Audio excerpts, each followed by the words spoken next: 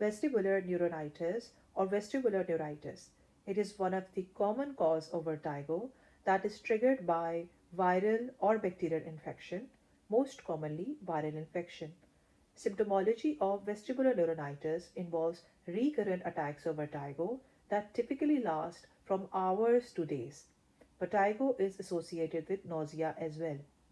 Patient has horizontal nystagmus.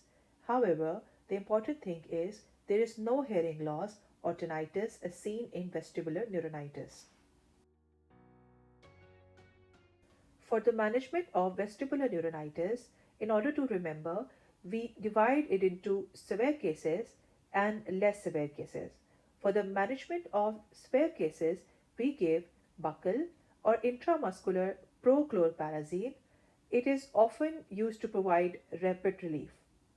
On the other hand, for less severe cases, we give short oral courses of prochlorperazine, or another option is an oral antihistamine, which could be cinnarizine, cyclizine, or promethazine.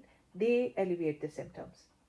Other than this, we can also offer vestibular rehabilitation exercises for patients who experience chronic symptoms.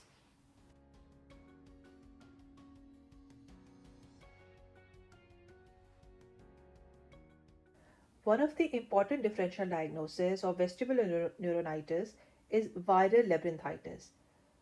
The symptoms are same. However, one major difference is in vestibular neuronitis, patients have no hearing loss or tinnitus. However, in viral labyrinthitis, patient has sensory neural hearing loss. It is also an important exam question.